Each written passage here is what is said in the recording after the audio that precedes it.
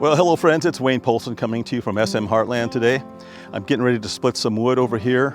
We pretty much have all the wood we need for the winter, but I'm going to go ahead and keep doing it anyway because the weather is gorgeous. It's been beautiful for the past several weeks here, and it's November 9th today. So I'm taking advantage of the great weather. I'm not a professional. I just want to preface everything by saying that. So, don't mistake anything I say or do as pretending to be a professional or somebody who knows it all. There are a few things that I've learned in life that I value. And some of those things are very simple things. In this particular case, before I start splitting the wood, I'm going to show you two knots that I use all the time. I can't say I use them every day. Maybe I can. I think I use them every day. I'm not really sure, but let me show you what they are. All right, the first knot that I'm going to show you, it's been around the block. Everybody knows this. It's a running bowline, and basically it's the working end of a rope captured by the bowline on the other end. So it's sort of going to act like a slip knot. But what I like about it is that it cinches whatever it's tied to very tightly. It's easy to tie and easy to untie. Now, the first step is get your rope around whatever it is you're going to be tying to. In this case, it's this tree. And I want to capture the working end of this rope, which is in my right hand here. So to do that, I'm just going to take the free end here, whatever this is called, okay? I'm going to take this end of the rope, and I'm just going to capture that working end right now. Then I'm going to take the free end of this, lay it on top of the rope as it comes around the tree, grab it between my thumb and forefinger, and flip it under like that. So now it looks like a rabbit coming out of a hole. All right, I'm going to go down around that end of the rope and then back into the hole like that. Going to tighten it up, and here you have a running bowline. Now, if I put this on this side of the tree and pull on it, you notice how it slips. See this? If I put the knot over here and I pull this direction, it doesn't tighten. It doesn't cinch. But if I put the knot over here and pull this way, this thing will cinch down good and tight on that tree. So that's the running bowline. All right, and the other knot that I often use in conjunction with that running bowline, it's sort of a modified trucker's hitch. I'm not taking credit for this knot, but before I knew it was a trucker's hitch or a modification of it, I was using this knot for years and years and years. I stumbled across it accidentally when I was camping many, many moons ago when my kids were just tots. And I've kind of kept it in my back pocket the whole time. Well, come to find out, it's a pretty popular knot, and there are a couple variations of it. I'm going to show you my variation of it. So I'm taking the opposite end of the rope, the working end here. I'm going to go ahead and get that around the tree.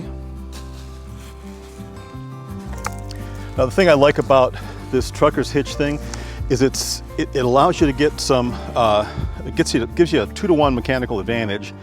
So you can get the load really tight. The more you put into it, the tighter it gets, of course. But if I put 100 pounds in to this end, I'm going to get 200 pounds here. So it's one of the things I like about it. So what I do first is I size up my line, figure out where I can put this knot. Now, I'm going to basically make a slip knot. It's just a slip knot. Honestly, it is. Ooh, big bird just flew over. Forgive me. So anyway, but the way you tie this knot is essential. I'm going to show you the wrong way to tie it first, okay? So you got to figure out, okay, this is pretty tight. That's about all I can get it. So I'm going to want my knot to be somewhere out here so that I can get this end through that once I get the knot tied. So I'm going to mark this like that.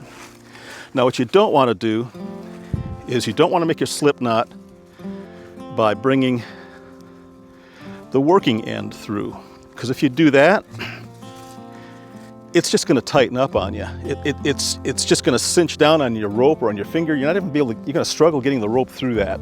So instead of bringing this side through the loop, make your loop. I can make my loop here. Bring the free end through like this. Just like that. Now this will not tighten up. It won't, okay? Because this end is just tightening the knot around this loop. All right, so let me go back and get this around my tree.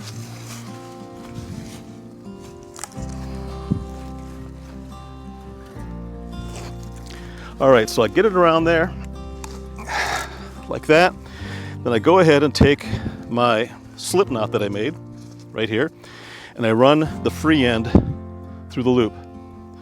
And now you're probably going to say I'm going to run out of rope here because I didn't make this as tight as I could, but just so you can see it, I just start pulling on this end. And as I pull, that gets tighter and tighter. And then all I do on this end over here is I take a loop over the top and cinch it off like that, so it's another slip knot to lock everything in place. So what I'm going to do here is I'm making a dog run. I've got my dog Maverick with me while I split wood. And I've probably got about 65 feet, 60 feet of distance between these two trees. And I'm going to put a run on this. So I want this to be higher up and really taut. So I'm going to untie this, tie it again, and show you how the final product looks.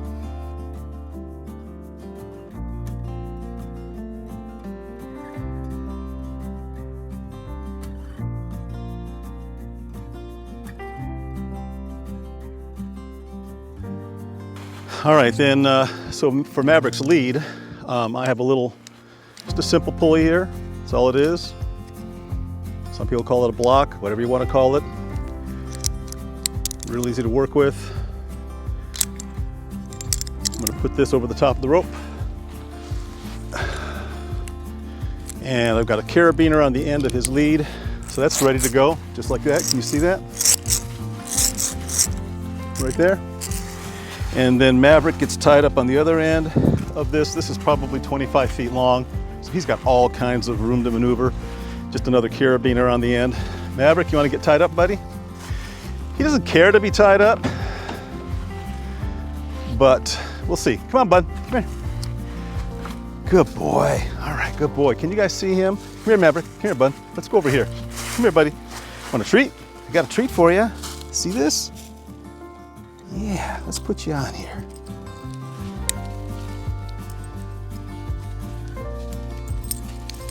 There you go, buddy. Here's your treat. Good boy. All right, so that's the way I take care of him when I'm out here working. Really, the whole setup takes less than 10 minutes, maybe 5 minutes to get this thing set up like this. Especially if you know the distance between the two trees. You don't have to go scouting for trees. So this may be a video all by itself. I'm gonna let it sit right there just as it is. Folks, be kind in your neighborhood, be kind in your families, and you know the drill. Be kind to somebody whose guts you can't stand. Be kind to somebody who you just want to punch in the face every day. Be kind to that person. That's the true test. See ya.